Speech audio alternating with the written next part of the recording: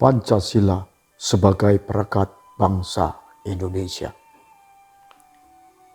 Tetapi Yesus tahu maksud mereka, maka ia berkata kepada mereka, kalau suatu negara terpecah dalam golongan-golongan yang sedang bermusuhan, negara itu tidak akan bertahan. Dan sebuah keluarga yang terpecah-pecah dan bermusuhan satu sama lain akan hancur. Lukas 11 ayat 17. Sejak tahun 2017, bangsa Indonesia memperingati tanggal 1 Juni sebagai hari lahirnya dasar negara Indonesia, yaitu Pancasila.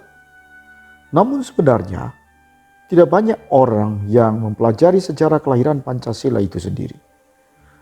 Pada tanggal 1 Juni 1945, dalam sidang Badan Penyelidik Usaha-Usaha Persiapan Kemerdekaan Indonesia BPUPKI, Insinyur Soekarno menyampaikan pidatonya mengenai dasar negara Indonesia yang memuat buah pemikirannya yang ia peroleh saat ia dibuang pemerintah kolonial Belanda ke Inde di Pulau Flores pada tahun 1939. Dalam masa pembuangan di Inde, Insinyur Soekarno bukan hanya memperdalam ilmu politiknya, tetapi ia juga memperdalam ilmu agama. Bahkan ia juga bergaul dan membaca buku-buku dari para pastor Katolik di sana. Sehingga tak heran Pancasila memuat konsep mengenai negara yang berdasarkan ketuhanan, kemanusiaan, persatuan, permusyawaratan perwakilan rakyat, dan keadilan sosial.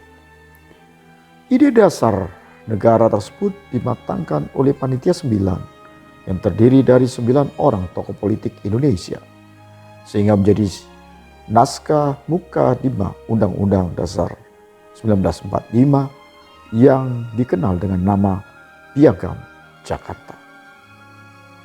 Namun pada tanggal 18 Agustus 1945, sehari setelah proklamasi, 7 kata dalam sila pertama Pancasila yang berbunyi dengan kewajiban menjalankan syariat Islam bagi pemeluknya diganti oleh Dr. Andes Muhammad Hatta atas usulan Mr.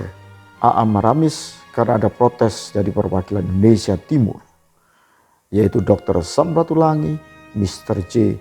Latuharhari, dan Mr. I.G.K. Puja.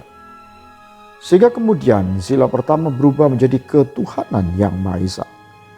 Catatan sejarah menuliskan bahwa Dr. Andes Muhammad Hatta berani untuk mengubahkannya karena ia merasa bunyi sila pertama tersebut dapat menyebabkan perpecahan dan permusuhan antara rakyat Indonesia yang muslim dan non-muslim.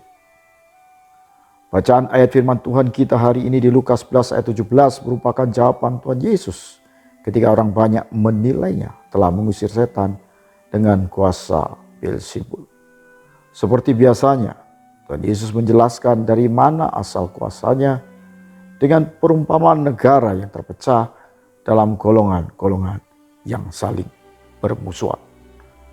Selain penegasan bahwa tidak mungkin kuasanya berasal dari setan, Tuhan Yesus sebenarnya juga sedang memberikan pelajaran bagaimana seharusnya orang Kristen berbangsa dan bernegara.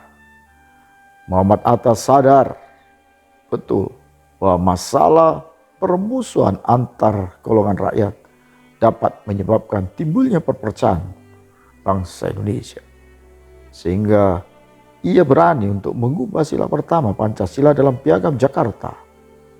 Oleh sebab itu, kita sebagai orang Kristen di Indonesia berkewajiban melanjutkan perjuangan para pendiri bangsa kita untuk merawat dan memelihara keutuhan bangsa Indonesia berdasarkan Pancasila, yaitu salah satunya dengan cara meningkatkan persatuan antar golongan.